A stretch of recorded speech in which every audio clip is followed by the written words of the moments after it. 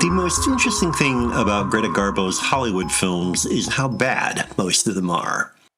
She unquestionably was a star of the first magnitude, and much of her radiance manages to shine through the heavy trappings of the vehicles created for her by MGM.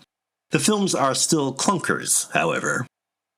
Case in point, Conquest, which dramatizes the long-term relationship between Napoleon and Countess Walewska, his favorite mistress. In this thoroughly sanitized and Americanized version of history, Napoleon is less a tyrant than a tragic hero undone by his egotism. Walewska, on the other hand, is made into a Polish patriot who gives herself to Napoleon in the hope of freeing her country. These squeaky clean portrayals stop short of trying to convince us an emperor and a countess were nascent Democrats, but production code demands required an adulterous relationship be made as idealistic as possible. The filmmakers even trot out Mama Bonaparte to bless the couple.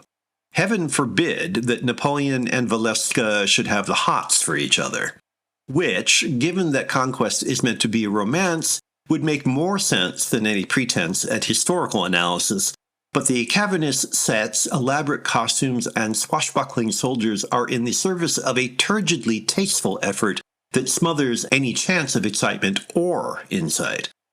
At the center of it is Garbo, neither good nor bad, just Garbo, frozen like a scarab in amber.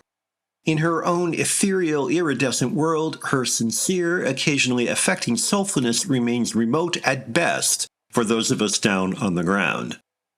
Aside from the opulent production design, which, while too shiny to believed, is still nice to look at, only Charles Boyer's performance as Napoleon is worth the effort of watching.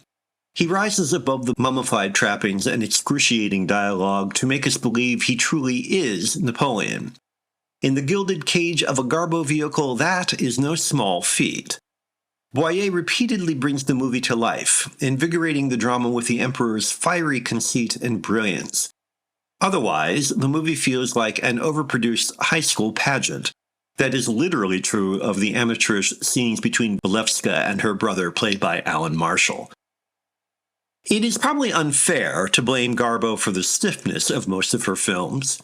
A likelier villain would be the mindset of parvenu producers who wanted to embalm her expensively in a mistaken equation of gloss with class. If art could be bought for the price of the sets, Conquest would be a masterpiece. Of course, that's a lot like thinking the secret of the Mona Lisa is Leonardo's brand of paint. What is missing in Conquest is any sense of why we should care. Everything is so inertly well-mounted, there's nothing to do but appreciate the effort that went into it and go home. Somewhere between the intentions and results, they lost the movie.